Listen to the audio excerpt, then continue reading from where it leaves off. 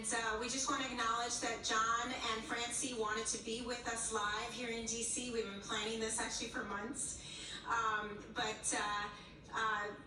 John actually went through a brutal surgery with a knee replacement, and he is in recovery and doing well, but obviously we want him to focus on that.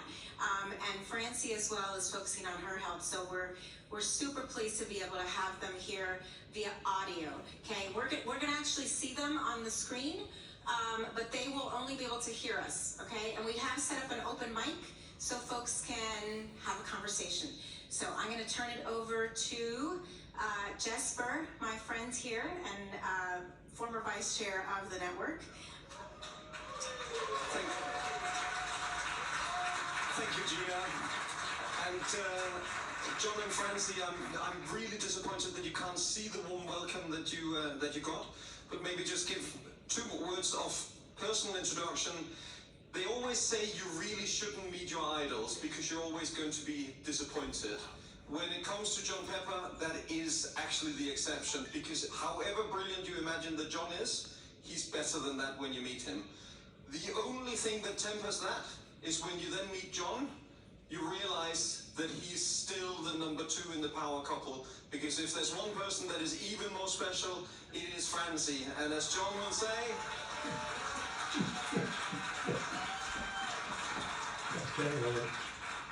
and I will allow one personal anecdote, because I said jokingly to Francie a couple of years ago, behind every great man stands a very surprised woman. And Francie looked at me with a stare that could have killed, and she looked at me and said, Jesper, who says I stand behind? And I've learned to not make that mistake ever again. So John and Francie, thank you so much for taking the time to join us, even if it's only virtually today. We really appreciate it. So give it up for the Peppers.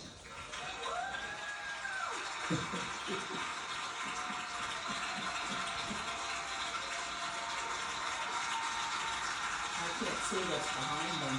You can't see the people. You don't see the people. You don't see what? You don't see them. So before we go to the open mic that Gina advertised, let's just start with a couple of questions to warm us up. So John, I believe we've heard something about a 60th anniversary coming up. Could you tell me what anniversary is it that you're about to celebrate? Well, we're going to celebrate our 56th wedding anniversary. 57. 57, correct. 57. So we got 3 years to go to get to 60, and God willing, that'll happen. Absolutely, and I think it's about today, or rather next month, is actually 60 years since John first walked through the doors of Procter Gamble. So if that's not a moment of royalty for P&G, I don't know what is.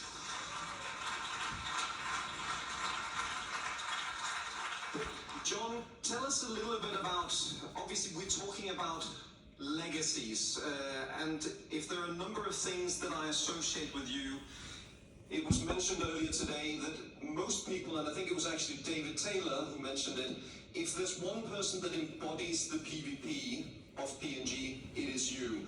So tell us a little bit about what are some of the things that we should not forget, because what did you teach us, and what are the things that you said, this is how I have thought of my time as a leader? When we put together the PVPs in 1987, this was not creating anything new. This at that point was reflecting 24 years of myself in the company and having had the privilege of observing countless leaders, including Ed Arzt and John Smail and Ed Hardis, but people who worked for me and who worked alongside me. And these values that we brought forward in the PVP, values of innovation, respect, winning, weren't new, but we concluded it was an appropriate time to codify them, if you will. The reason for that, not to make it a long story, was there was enormous change going on. We had made the RVI acquisition, we were going global, so there were tens of thousands of new people coming into the company. And we wanted to be sure that we were codifying these values that we had really inherited generation after generation. if there's one common strand in the leaders that I've known the best, Smale, Arst, Lafley, others who followed David, John, Bob, it has been the recognition that the world is changing faster than ever. Our success depends on innovation and courage in facing change, but the absolute predicate was that whatever we did was going to continue to honor the basic principles and values of the companies. And I think I never would have dreamed that PVP back there in 1987 would still be a force. We know perfectly well words on a piece of paper aren't going to make the difference. These PVPs are meaningful to the extent that people are taking decisions, many of them on the margin, could go either way. What's right, what's expedient, what's safe, what's not. And it's terribly important we keep telling stories about the things that really bring to life of these values. They're priceless, they define us. They're why I would assume and bet that the majority of alumni who were there with you in that room today come back treasuring the relationships that they formed. Yes, they're personal relationships, and they're making new friends. I can remember the conference in Madrid that Francie and I went to in 2019. A lot of old friends and many new ones. But the other thing that binds us together, and if I just conclude with this, we live at a time of greater polarization, of greater difficulty in the world than I don't think I've ever experienced in my life. And these are big challenges. And if we can find an organization or a group of people, whatever it is, that can become part of our life to really reveal life at its best and people at its best, pursuing something that is of good service, with excellence, with respect for each other. I think that's a mighty good thing. It's always been important. But somehow today, I think it's more important in this world that we're living in than ever. Thank you, John. And I think we'll come back to the...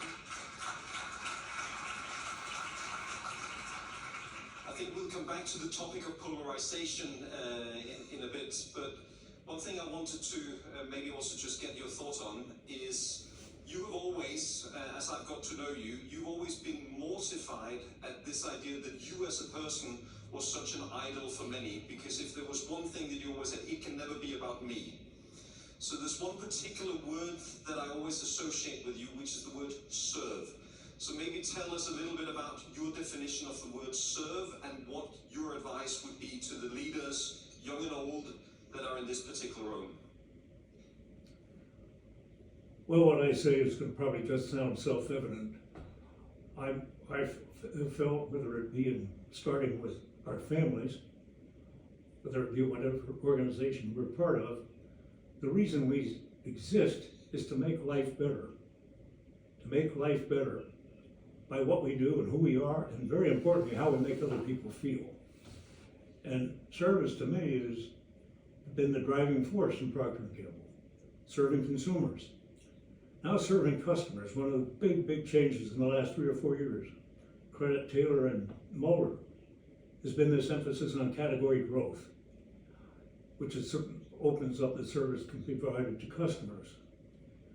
I have found the concept of service ultimately, I guess, to be a selfish one, because that's just the self-fulfillment too comes from it. But then when you see the satisfaction that may be on the face of another person, maybe a boost to their career, maybe helping a nonprofit, and see them benefiting. Of course, I'm coming from a vantage point of great privilege. And I've been given certain gifts. And I'm blessed with an amazing wife. If I'm not in a position where I can't help other people and be of service, I don't know who would be. Oh, that's kind of it. My whole mantra of underpinnings really starts with service. It moves on to things like integrity, doing the best. But I think we're here to serve in business, family, others that we can touch. You can't touch everybody. And that selection is important. But it's a great question, Jesper. And John, you have always always been the champion of a relentless focus on the consumer. Delight the consumer, do the best you ever can for the consumer, do the best for the customer that came in. And you've probably been always the champion of people. Invest in people, it'll never come back to hurt you. But I think, coming back to the word you used before, polarization, I'd be curious to hear, as both of you have seen a lifetime of P&G, a lifetime not just of the US, but a lifetime of the world developing. You just made the observation, John, that the world is perhaps more polarized than ever, and it's more them versus us than we've seen in the past. The last thing I know that both of you have always been very committed to is community. So we've got a room full of 500 high-powered, highly motivated people. If I were to say, speak to the topic of polarization and what can we do for the community, what is our obligation to do right now? What would be your ask? What would be your encouragement to the room on community and to help us avoid further polarization? I think the most practical answer I can give you to that is for us to engage at a personal level, to understand other people who are different than we are, as they see the world and as they feel it. Now, those are easy words to say, but what I've really found is that we don't take enough time, and it doesn't take an enormous amount of time, to sit down with another person who's different and tell each other our stories. What are our concerns? What are our worries? What are our hopes? What are our fears? I've done that with people who were operating in a nonprofit with me, and I think just the way we understand each other and learn from each other is by creating a personal relationship.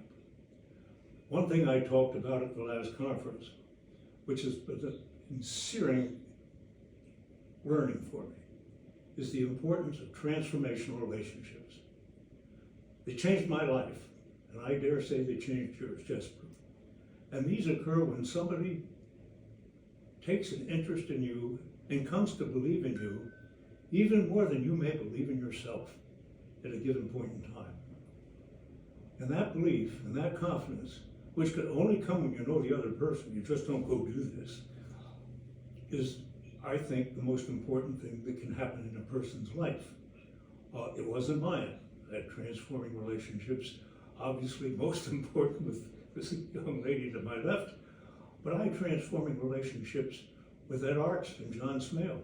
I don't think they were thinking about, I'm going to give this guy a transforming relationship, but it's that they showed I mattered.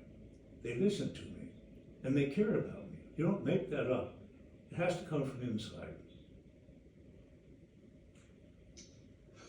Thank you, John. Now, we talk about community, and I know, Francie, at the risk of putting words in your mouth, I know the frustration you feel at times when you see a world that is being pulled apart by partisanship.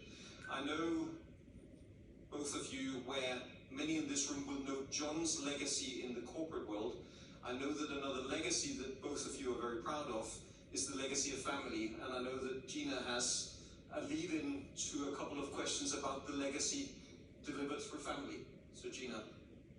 I'd like it to come from the two of you, but it's really about how you think about the legacy that you're leaving behind in this world, as we all think about our significance, and in particular through your children. They are all doing just incredibly consequential work in this world, and would you share how you think about that and what you're proud of there? Go ahead. Is that me? Yep. I missed that. Are you talking about my children? How do you Yes, feel? I am. Well, I'm really proud of them. I mean, they've been here this week with John after his surgery, and you know, without them, we couldn't manage actually at this point. They're really, really close, and they're all doing things out in the world that I really appreciate. Do you want to hear about anything that they're doing? Yes, we do. Okay, well, number one, John, who lives in New Hampshire, has had a restaurant business for fast food, healthy burritos for the last 20 years, I guess. Or is it longer than that? 20 years. and he has been mostly focused on making sure that the employees are paid well above minimum wage, that many of them are Hispanic. He gives them English lessons, and he gives some of his managers Spanish lessons. And many of the Hispanics who came to work not knowing English are now managers. So that's been a real life changing for a lot of people. He is in the process of downsizing and perhaps getting out of the business and moving on to some other ventures, but always working with people in restaurant businesses to make sure that they do the right thing for their employees as well as their health, their food. And David, many of you will know David. He has his 5th novel just came out, political thriller, and it's called the 5th Vote. But his big one has been Laboratories of Autocracy, and followed by Saving Democracy, which gives people hints as to what they can do personally to change what's going on in our country, in the U.S. In the U.S. is where he's focused, and he's been all over the United States talking about it and helping people to understand what's going on here, so that we don't end up with an autocracy. And that gets to Douglas, who works with tech companies, doing good work out in California. And Susan, who's the youngest, is actually, with a fabulous education, is a folk singer, Appalachian Mountain traditional folk singer, who is preserving a tradition that is getting lost in our country. So that's what the kids have done. But they've learned a lot of that obviously from John and from me as well, because I've always been involved with domestic violence and doing something about that, raising lots of money to combat it. I still serve on with a couple of organizations on that. So that's really all I can say is you set an example for your kids, and they pick it up, and off they go, and that's your legacy. Yeah, Gene, I would just add to that. For many, many years, and certainly at my age, now 85, I'm very conscious that all of us are on this earth for a fairly small amount of time, during which one hopes to make a difference and be a good person. And at this juncture, as I think about the legacy that I think we both say, the most important part of my legacy, and I would not use that word, but the thing I'm most proud of and hopeful about, not just for today, but the future, are our children and our 10 grandchildren, without any doubt. And I think the biggest thing we've done and will have done, Francie and me, in our life, whether it's a nonprofit, a corporation, the biggest thing we'll have done is the influence we've been able to have as it's been picked up by our children and now our grandchildren, Yoda's of whom is 19. We also have some influence of importance on the organizations we're part of. That's right. And people in an organization, as we all know, there can be 3 really effects, I think. One, there can be a basically neutral effect. A person is there doing good work, important work. A person could be there, and there could be a negative effect in somehow introducing negativity. And then what you hope to have are individuals in that organization who not only do their work well, but by being there make the whole place better. Make the whole place better by who they are and how they treat other people.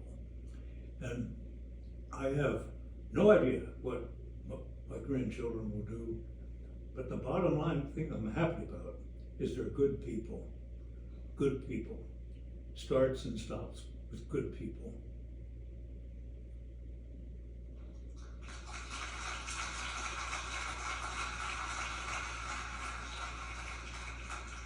So the mic is open. Anyone wants to? John and Francie, because you can't see what's happening, we'll just open to questions to the Peppers from the floor.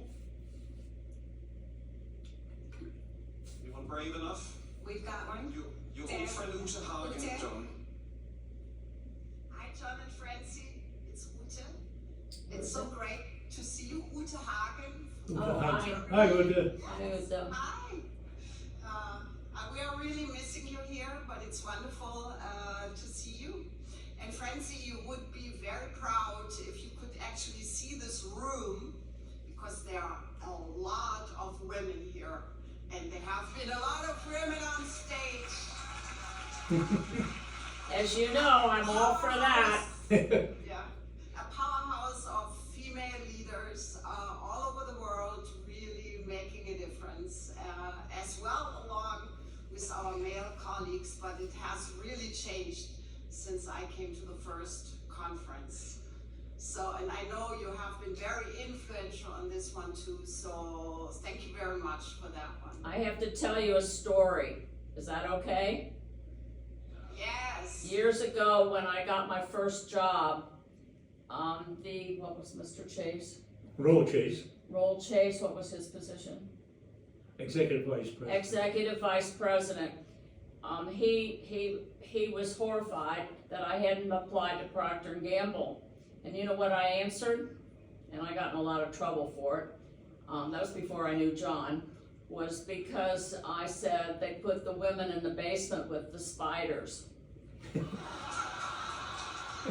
And then I married John, and then he hired the first woman from outside the company into marketing. So that was, many other women had come in through market research, but he hired the first one from outside the company into marketing. And I was really proud of that, because it was time to get going for women in the company. Yep, Peg Lyon. Because I grew up with the company. I'm descended from all kinds of people that worked at the company from the very beginning. My grandmother went to school with Mrs. Procter. And my father, one time when I was a little girl, there were nurses that lived next door, and they had a big garden party. And my father leaned over and he said, all those young men are from Procter Gamble. So my big ambition at age 11 was to go to a Procter Gamble party. You've had a good chance to do it. So I've done a lot of that. and put on a few too, many. Yeah. I ended up working for Procter Gamble too, it looks like.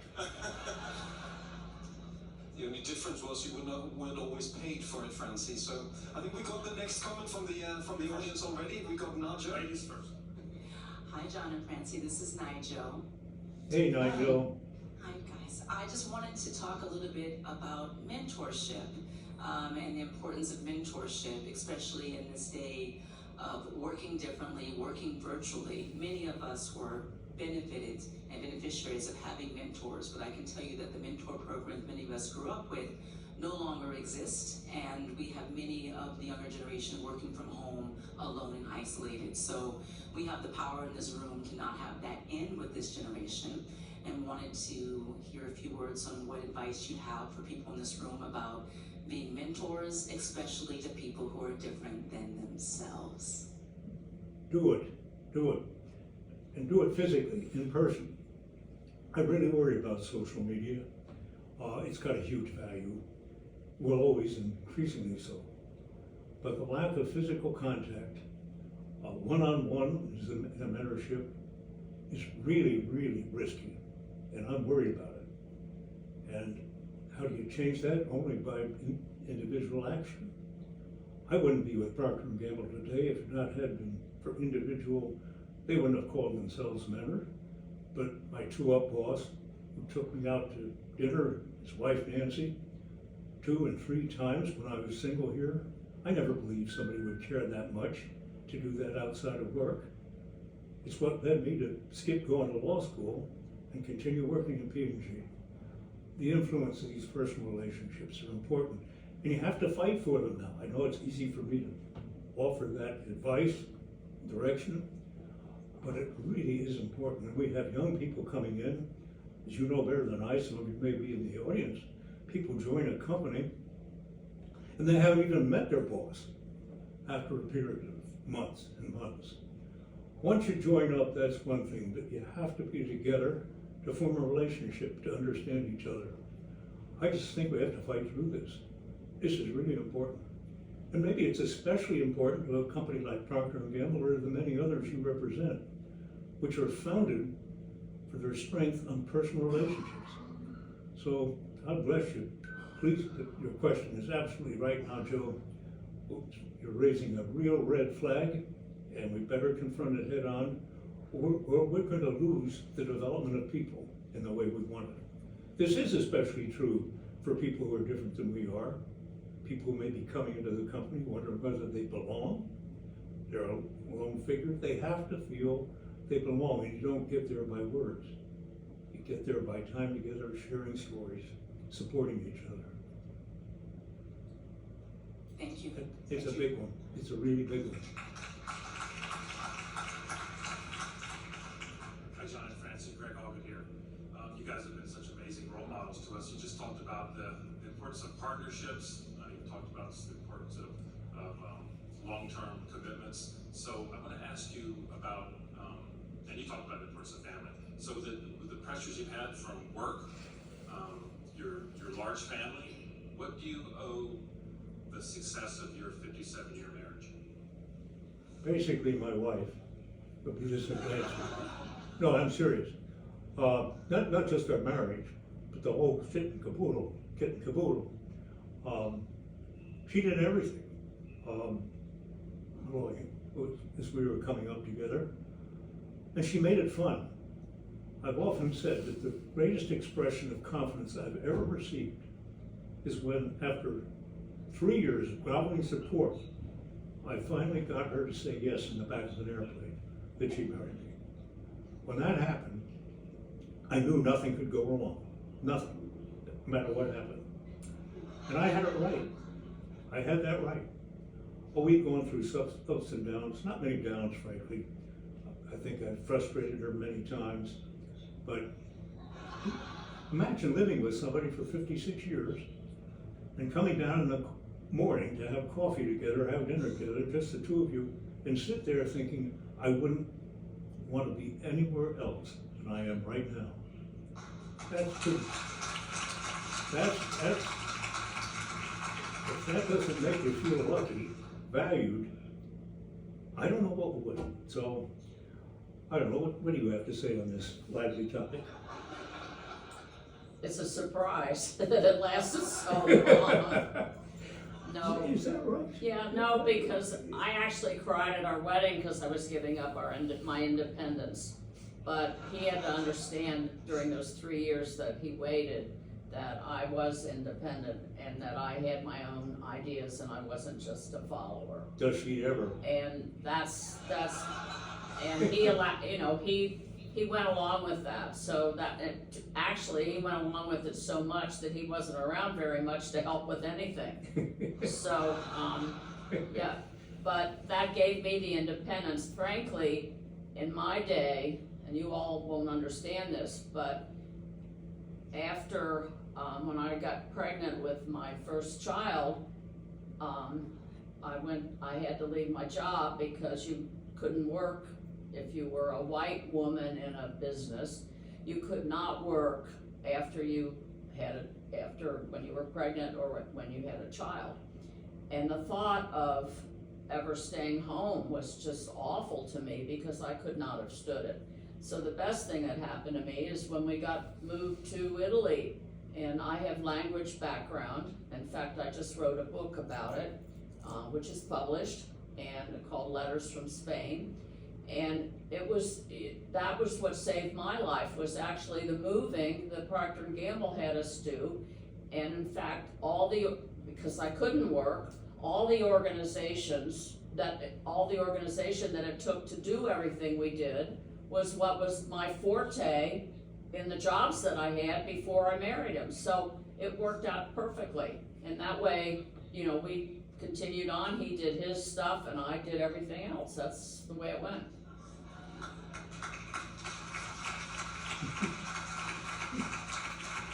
My my final book, I have one more book we're gonna do together, which is called Letters from Italy. And then the last one, I think I just came up with a good title, Never a Dull Moment. Now, Francie and John, I just have to ask a moment of democracy in the room, because we'd set aside half an hour to talk to these two wonderful people. We've got 3 more questions. Oh, Will you geez. forgive us if we run over by a couple more questions? Will the room forgive us on this moment? Yes. Democracy is a wonderful thing at times, John and Francie, so if you will bear with us, then I will hand the mic to your old friend Peter Smith. Hi, Peter Smith here. John, Hey, Francie. Peter. In 1977, before I continue, best regards from Diana and of course our kids. That's for you. We go back many, many years. In 1977, when I joined the company, my first assignment was Saudi Arabia. And then I moved to various other countries in the Middle East. And then later on, I walked into Russia. And that's where we crossed paths many, many times. So here was a business that we, together in those very tumultuous years, built up. And we were very proud of that. Then we traveled around in Asia and in China, all new businesses in those 70s and 80s and 90s that became very, very big. And now we're confronted with all this turmoil around the world. And I sometimes wonder, because I think about those days and what is happening now, I wonder what goes through your head, John, related to Russia, related to China, the whole political confrontation. And you think back to all these years that you worked really hard to build those businesses. Peter, I think the dominant thing at the moment in the last 3 or 4 years would be one of disappointment. I never thought that Russia was going to come, or ever even think it should be, a duplicate or even close to it of Western culture. But I had high hopes that it would be able to orient in a Western and Eastern mode. The history is that trampled when the faults lie on both sides. Individual leadership matters in Putin. I know a lot of Russians, and you do too. And with P&G, who've retired, and they're torn apart. But they love the country. And they should love the country. Because this is not about Russia, it's not about Russian people. I'm so proud of our continued Russian employees who are working in Russia under the most difficult circumstances. With an operation that's been cut back, but still serving the same purpose. History is long. This will change. Won't be in my lifetime or generation, but I think it will change. It's changed before in Russia, as you know. China, I did not understand adequately the driving force to regain this #1 position in the world. I am absolutely torn apart by the fact that we've got so much zero-sum mentality going on between our nation in China today. It should not be this way. We're going to have huge competition, but we absolutely must live together and not get into each other's businesses in areas that we can't. You know Chinese people, you've met many of you in the room or may be from China. And it's an amazing culture, an amazing entrepreneurial group. A highlight of the 2019 conference to me was the alumni team from China presenting what they were doing. I just have to hope and pray, and I do, that better minds will prevail.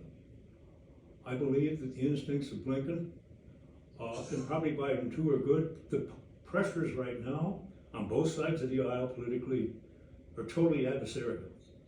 And it's very, very dangerous. And we've got to count on leaders to see the light and come together as leaders have before. It all gets back to that leadership factor. I won't try to comment on the Middle East. This is probably the greatest tragedy of my adult lifetime, of what's going on since 1948 and since, and what's going on at this moment. It has to tear your heart out to see see this and think through what is the path for peace. Because there'll never be peace in Israel, and there'll never be peace in Palestine unless there's an agreement they can live together. And what that agreement is right now is, of course, way out of my pay grade. But we've got to find it. And has it ever been hard? Here we are, 70 years later, and still searching. But we can't give up. You can't give up. And you got to make the best of the situation. In environments like this, I come back to what can I do in my own circle of influence, whatever it might be, small as it is, to make a positive difference in life. And that's, you know, at these waning years of my life, what I and what Francie, we try to do. And we feel uplifted by young people, so like young people in this room, who are doing good things in whatever they're doing to make a difference, yes, economically, job, but well beyond that, to make the world a better place, make other people better because of them.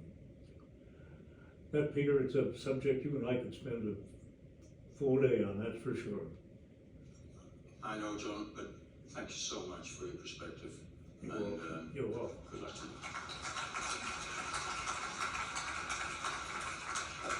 That would almost have been the perfect moment to end, but we promised 2 more questions, so, but let's take the never give up. I'll be quicker. Like once, Yeah, we're way over time. so John 7 and Francie will minutes. have to end on 2 more perfect end points, so we just go to the next of the second but last question. Hi, John and Francie, it's Kathleen Carroll. Kathleen Carroll, Dylan's mom.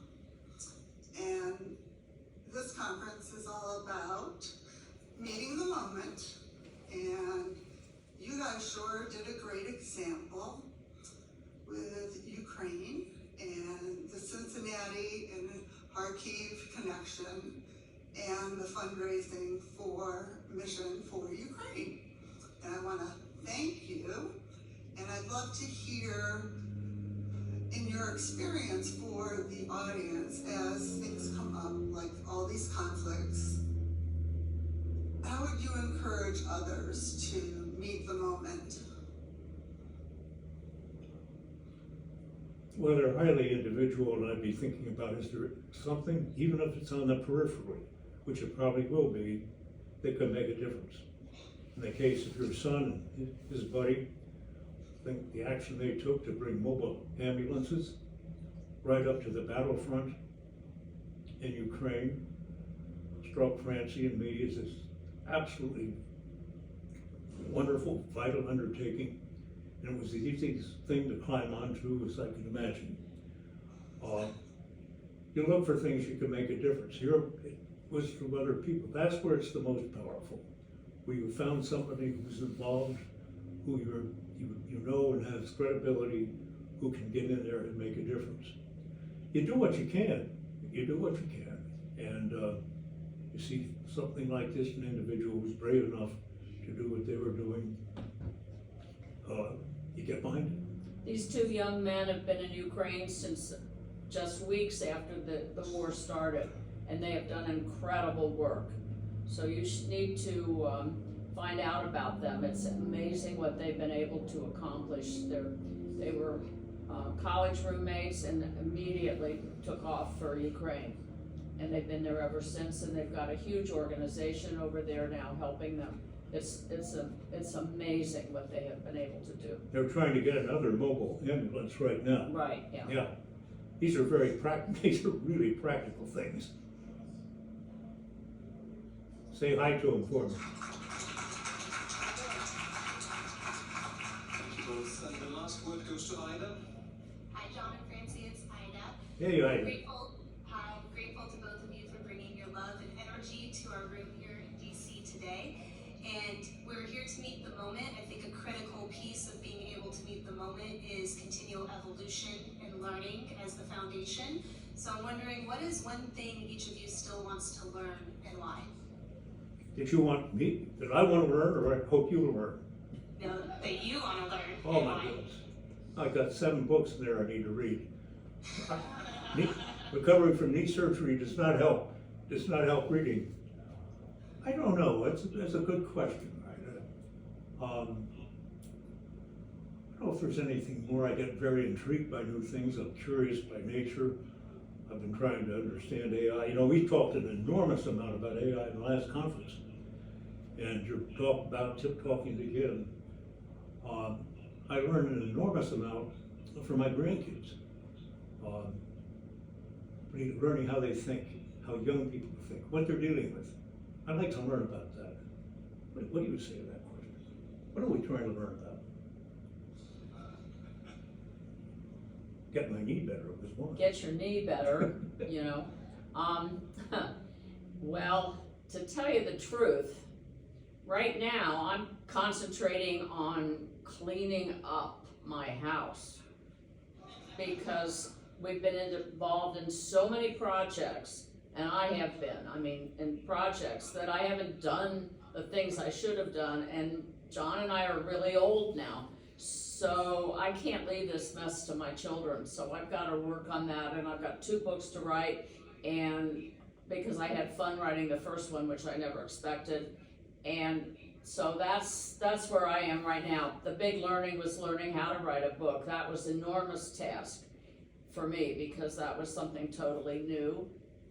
I don't know if I've fixed that or not, but I get involved in almost any project that comes along, and lately it's been political. I've been hosting, political postcard writing for weeks now, and the election is next week, so that's over. That project's gone, and now I have another project that I'm working on, and John's helping with some of it, and it's huge. It's a family project, and I'm learning about, my ancestors and things like that. So and I've taken it on for all my relatives. So, I gotta keep living. I can't let this cancer get me, can I? So that's where I am. Say, Ida, if I just maybe tail end your question, this on learning. One of the first things that I learned about P&G and admired and found it to be, I won't say unique, I'm sure other organizations have it, is the commitment to learn how to learn. To learn how to learn, and I saw that in market research, customer relations, human development. And I think there's just a burning part of us that just wants to continue to learn. And I pick up books on a variety of subjects and write notes about them so I can remember them 3 months later on different subjects because I want to keep learning. It's exciting. It's exciting. I've seen people in later parts of their career where they somehow don't keep learning the same way. But learning how to learn and making learning part of your blood, I think is a vital part of life, and at any age, and continues with me today. Thank you, Bill. Wonderful. Thank you. Now, Francie,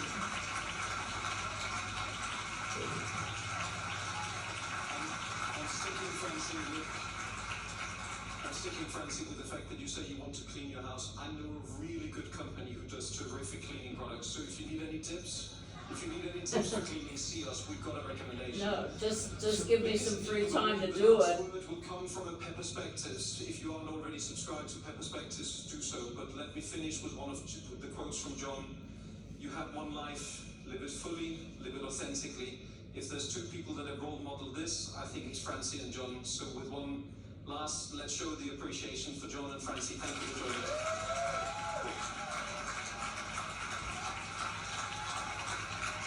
Thank you, Jester. Thank you all. Thank you, everybody. Bless you.